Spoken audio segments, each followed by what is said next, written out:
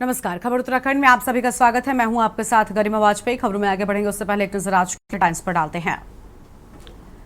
श्रद्धालुओं के लिए खुले हेमकुंड साहिब के कपाट, पावन क्षण के साक्षी बने 4500 भक्त। 7 कुंतल फूलों से सजाया गया गुरुद्वारा। चार धाम यात्रा में श्रद्धालुओं की संख्या में लगातार इजाफा। गंगोत्री यमुनोत्री धाम में भी श्रद्धालुओं का उत्साह बरकरार। बारिश के बीच यात्रा में दिखा जोश। भीषण गर्मी के बीच पर्यटक कर रहे पहाड़ों का रुख। छुट्टियों के चलते सरोवर नगरी में पर्यटकों की आवाजाही बढ़ी। सुकून के पल बिताने पहुंच रहे लोग। हल्द्वानी के रहने वाले जीवन चंद्र जोशी बने प्रेरणा का स्रोत। पीएम मोदी ने मन की बात में किया जिक्र। सांसद अजय भट्ट ने उनके सेंटर जाकर दी बधाई। डोईवाला में नगर कांग्रेस ने मनाई श्रीदेव सुमन जयंती। ग्रांट चौक पर माल्यार्पण कर दी श्रद्धांजलि। टिहरी राजशाही के खिलाफ 84 दिन की रखी थी भूख हड़ताल। उत्तराखंड के काश्तकारों और किसानों के लिए खुशखबरी। सेना पशुपालन विभाग के माध्यम से प्रदेश में स्थानीय किसानों से खरीदेगी पोल्ट्री उत्पाद। आप देख रहे हैं के न्यूज, खबरों का सारथी। रुक कर लेते हैं खबरों की ओर। उत्तराखंड के प्रसिद्ध सिख तीर्थ स्थल श्री हेमकुंड साहिब के कपाट श्रद्धालुओं के लिए विधि विधान से खोल दिए गए हैं।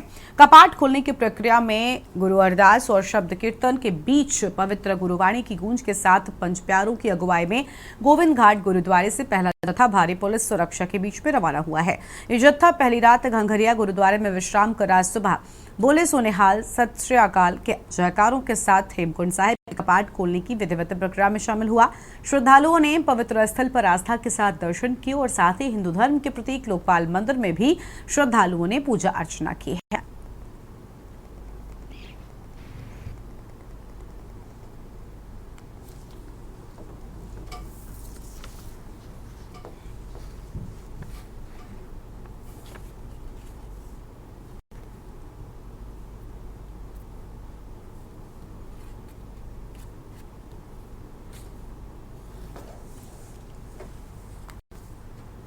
चार धाम यात्रा में श्रद्धालुओं की संख्या लगातार बढ़ रही है। भले ही मौसम की बेरुखी हो, मां गंगा के दर्शन के लिए बड़ी संख्या में श्रद्धालु पहुंचे हैं।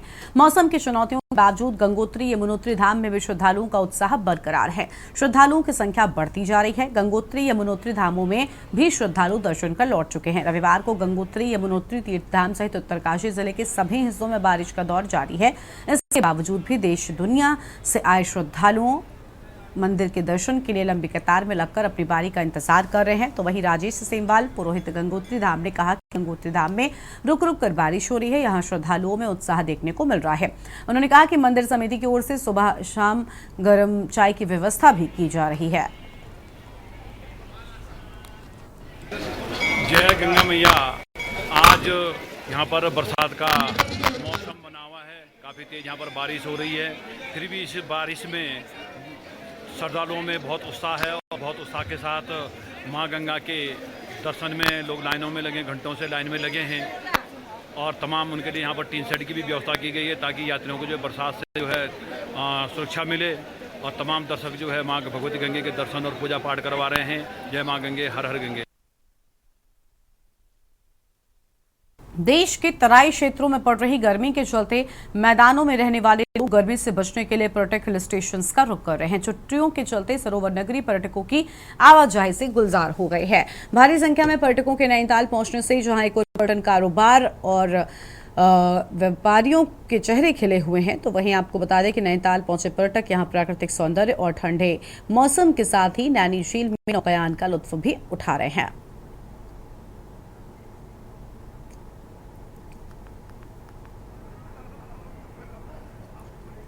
बहुत अच्छा है, बहुत सुहाना मौसम है। हम लोग कल आए हैं। हम लोगों ने बहुत सारी मस्ती की, हमने बोटिंग की, अभी जू गए। सच में बहुत ही अच्छा मौसम, बहुत ही सुहाना मौसम है।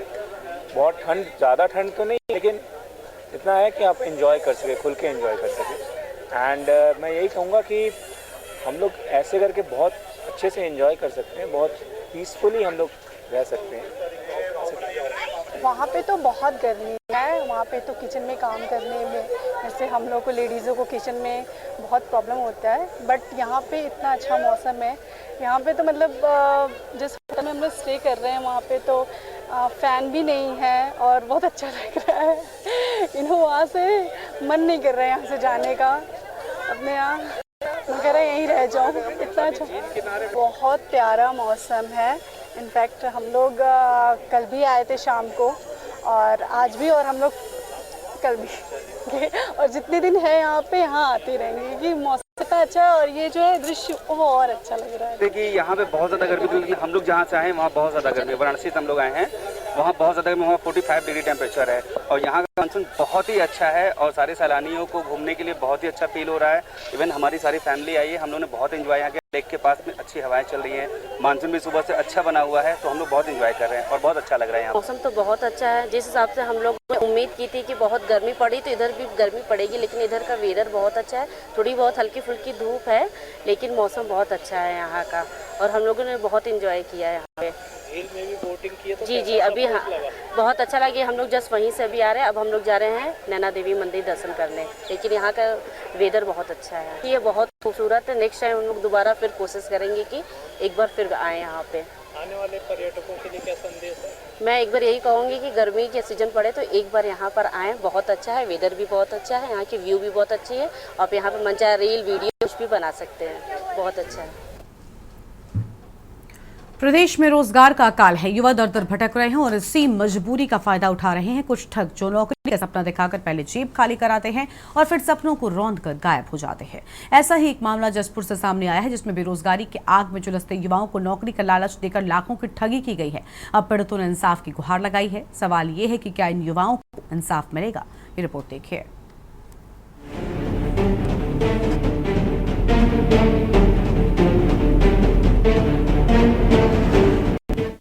प्रदेश पहले ही बेरोजगारी से कराह रहा है और अब स्मार्ट मीटर की आड़ में ठगी का एक नया जाल बिछाया जा रहा है।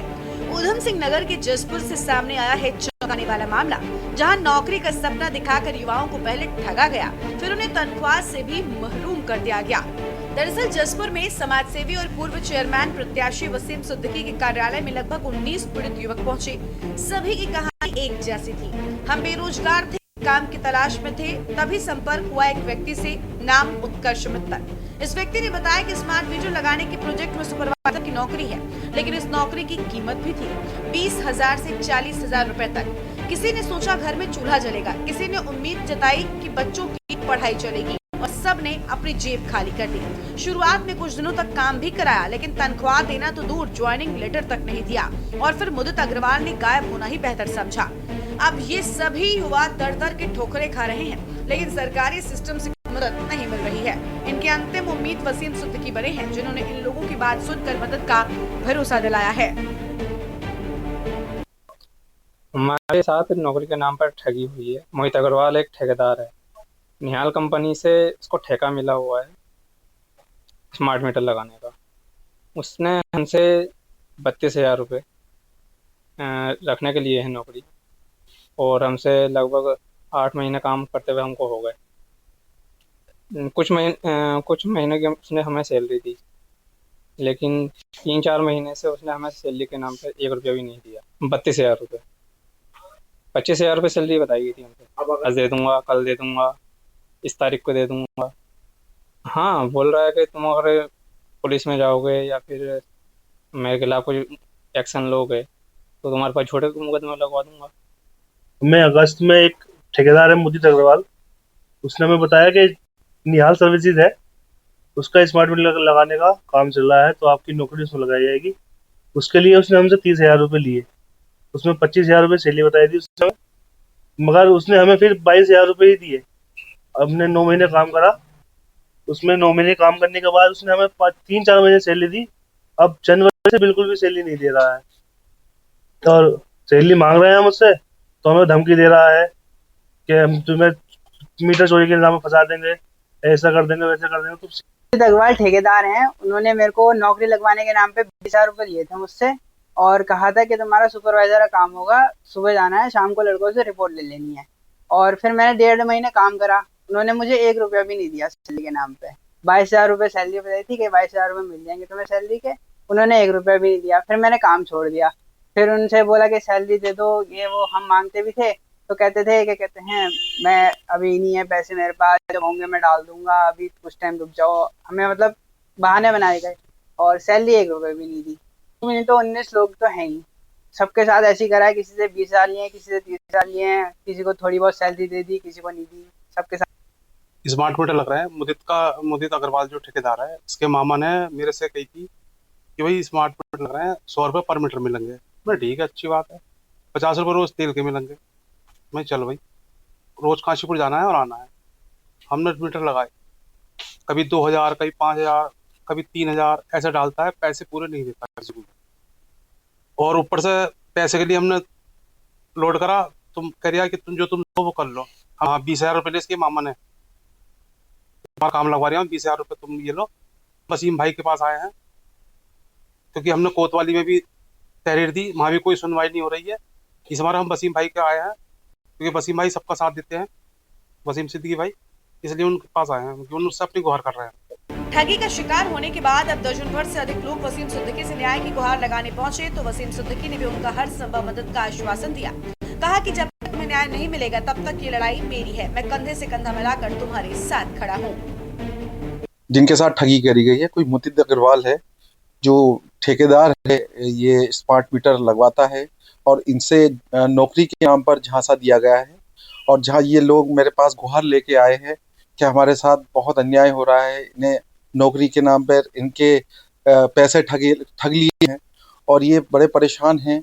कोई मुदित अग्रवाल इनसे झांसा देके इनसे पैसे ले गया और स्मार्ट मीटर के नाम पर कि हम तुम्हारी नौकरी लगवा रहे हैं, हम तुम्हें इनका जो कार्ड होता है कार्ड बना के देंगे, हम तुम्हें नौकरी की जो सारी चीजें हैं वो अप्लाई करके देंगे।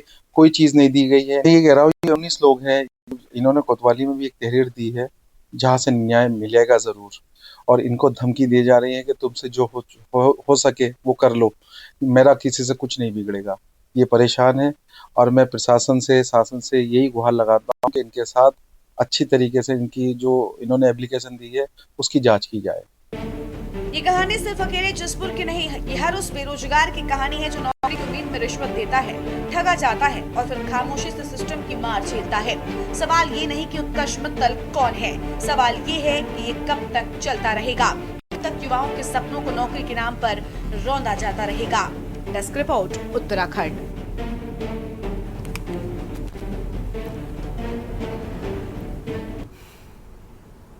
उत्तराखंड के हल्द्वानी के रहने वाले जीवन चंद्र जोशी की कहानी प्रेरणादायक है। जीवन चंद्र जोशी पहाड़ की निर्जीव वस्तुओं में अपनी कला से उसमें जान डालने का काम करते हैं।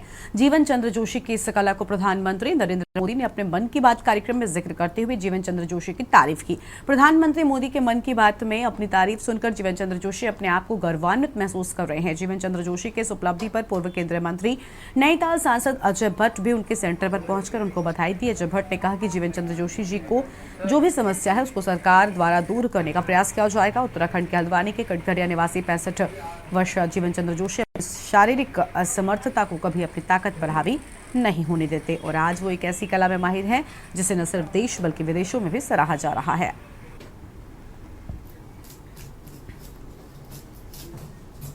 उपलब्धि है 2.5 साल की उम्र से जो पोलियो ग्रस्त हों, चल फिर नहीं सकते हों, माता पिता सोचते थे जीवन कैसे निकलेगा, लेकिन जोशी जी ने हिम्मत नहीं हारी।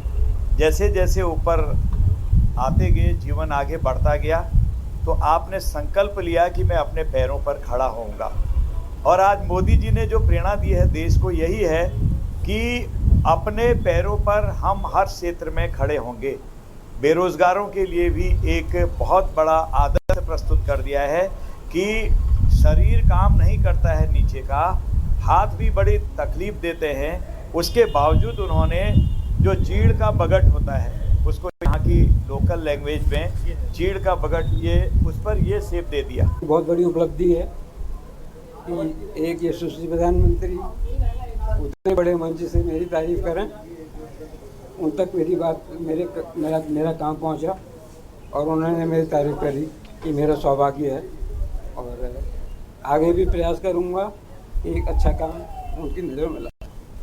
जी कब से आप ये काम कर रहे हैं और किस तरह से देखते हैं और क्या आप चाहते हैं आगे किस तरह से इसको बढ़ाएंगे? मैं तो करीब 30-35 साल से इस काम को कर रहा हूँ और आगे भी कर रहा हूँ। सांस्कृतिक मंत्रालय भारत सरकार द्वारा सीनियर फेलोशिप मेरे को मिल चुकी है और अब मेरा प्रयास ये है कि मैं एक ट्रेनिंग सेंटर खोल करके कुछ लोगों को इसकी ट्रेनिंग देकर के रोजगार के लिए इनको जोड़ूं।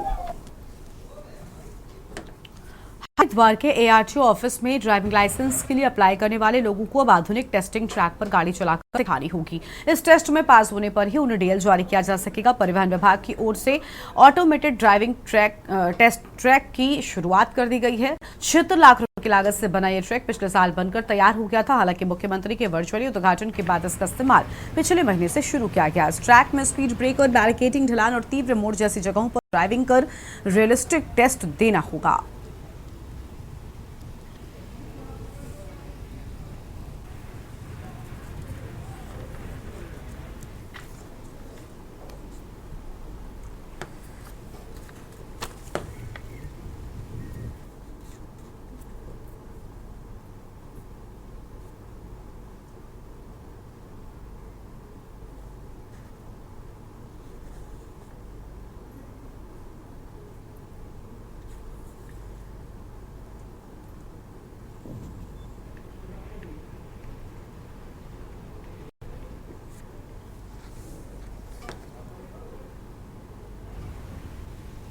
ड्राइविंग का टेस्ट देने आए थे। बहुत अच्छा इनका अरेंजमेंट है और एक स्लोप के पहले रुकना पड़ता है, तो ड्राइविंग में ये बहुत अच्छी चीज़ है। ये पहाड़ी एरिया है, 4 धाम, नीलकंठ, बद्रीनाथ, केदारनाथ, गंगोत्री, यमुनोत्री, 4 धाम, तो पहाड़ी पर ड्राइविंग चलाने के लिए ये जो स्लोप का टेस्ट है ये बहुत बढ़िया है। इससे क्या है कि ड्राइवर भी सेफ रहेगा ये टेस्ट देकर और पैसेंजर भी सेफ रहेगा। कि अभी तक एक मैनुअल टेस्ट किया जाता था, अब वो पूरा फुल्ली ऑटोमेटेड हो गया है। हमारा जो ट्रैक है इसमें सेंसर्स वगैरह सारे लगे हुए हैं, उसमें एक टेस्ट रिपोर्ट जनरेट होती है, एक एक स्टेप्स पे मार्किंग होती है, उस हिसाब से उनका पास या फेल उनको किया जाता है और उसी टेस्ट रिपोर्ट के आधार पे ही हम अब डीएल इशू करते हैं। पक्का डी स्टैंडर्ड मानक हैं, उनको हम टेस्ट करते हैं, जैसे रिवर्स पार्किंग हो गया या इंक्लिनेशन पे कैसे गाड़ी हो रही है या जिगजैग वो कैसे चला रहे हैं, पैरेलल पार्किंग कैसे हो रही है, तो इन सब एक मानकों की एक रियलिस्टिक टेस्टिंग होती है और ऑटोमेटेड है। हर जगह सेंसर्स लगे हुए हैं, उसकी पूरी रिपोर्टिंग होती है और इसकी ऑथेंटिसिटी पे सवाल या निशान लगाना मुश्किल है। अगली खबर है लक्सर से, जहां पर लक्सर के निहंदपुर गांव निवासी महावीर की सर्पदंशों से मौत हो गई। बताया जा रहा है कि महावीर सवेरे जंगल में अपने खेतों की तरफ गया था। इस दौरान जब वो खेत में घूम रहा था तभी एक जहरीले सांप ने उसे डस लिया। सांप के डसने से उसकी हालत बिगड़ गई, वो जमीन पर गिर गया। खेतों के आसपास काम कर रहे कुछ लोगों ने जब जमीन पर पड़ा देखा तो उसे उठाकर गाँव ले गए। परिवार वालों उसे निजी चिकित्सक के पास ले गए। डॉक्टरों ने चेकअप के बाद परिवार के लोगों को बताया कि जहर के चलते मौत हो गई है।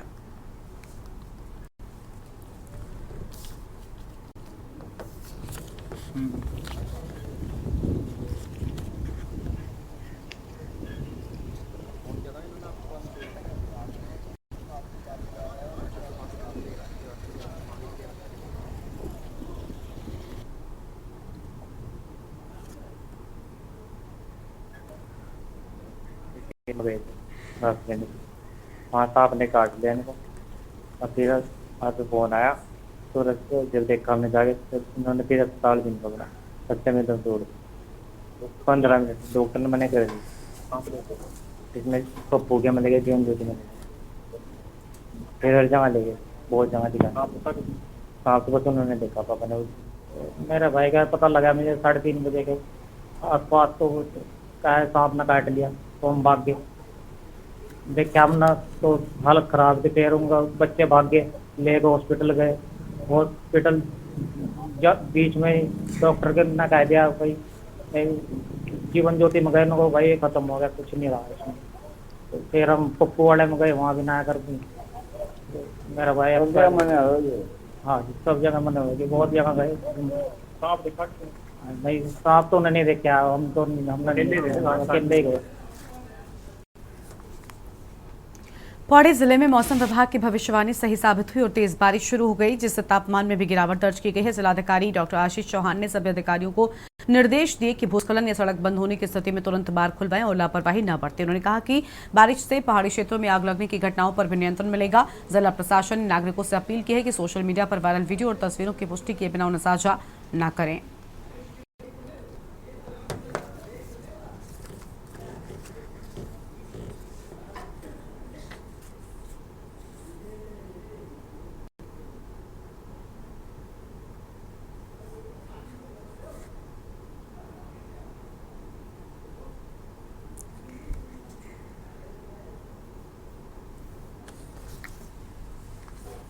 उत्तराखंड के काश्तकारों और किसानों के लिए खुशखबरी है। अब भारतीय सेना पशुपालन विभाग के माध्यम से प्रदेश के स्थानीय किसानों से पोल्ट्री उत्पाद खरीद करेगी। इस पहल के तहत सेना के अग्रणी चौकियों पर स्थानीय स्तर पर उत्पादित भेड़, बकरी और पोल्ट्री उत्पादों की आपूर्ति सुनिश्चित की जाएगी। फिलहाल पहले चरण में पोल्ट्री उत्पादों की आपूर्ति शुरू कर दी गई है। पशुपालन विभाग के द्वारा जो स्कीम चलाई जा रही है, हम लोग जो वाइब्रेंट विलेज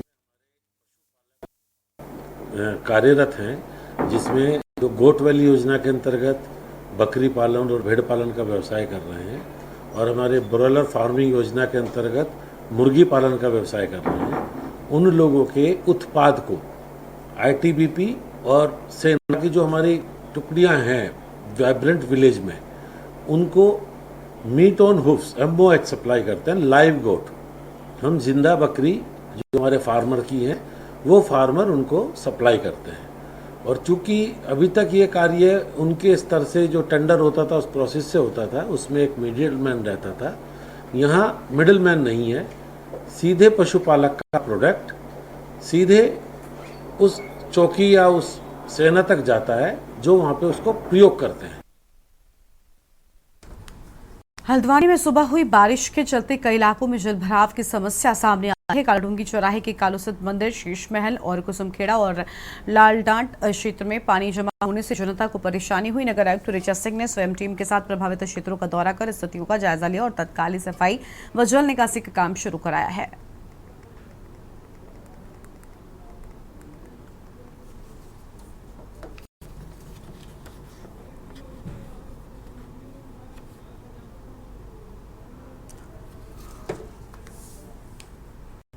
कोटद्वार के बेस अस्पताल में तैनात वरिष्ठ बाल रोग विशेषज्ञ डॉक्टर हरेंद्र सिंह ने कहा कि बच्चों में हाथ, पैर और मुंह का रोग एक हल्का और संक्रामक वायरल संक्रमण है। उन्होंने कहा कि इससे घबराने की जरूरत नहीं है, क्योंकि ये वायरस खासकर छोटे बच्चों में आम होता है। और डॉक्टर के अनुसार इस बीमारी के लक्षणों में मुंह में घाव और हाथ पैरों पर दाने शामिल होते हैं। ये रोग मुख्य रूप से कॉक्सैकी वायरस के चलते होता है।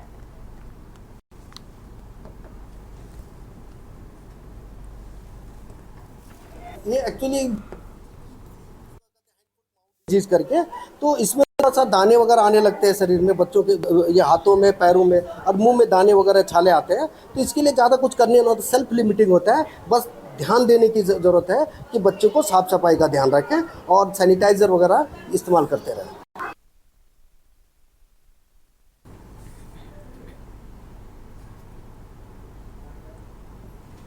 इस बुलेटिन में इतना ही। तमाम खबरों के लिए आप देखते रहिए न्यूज़ इंडिया। नमस्कार। आप देख रहे हैं के न्यूज़, खबरों का सारथी।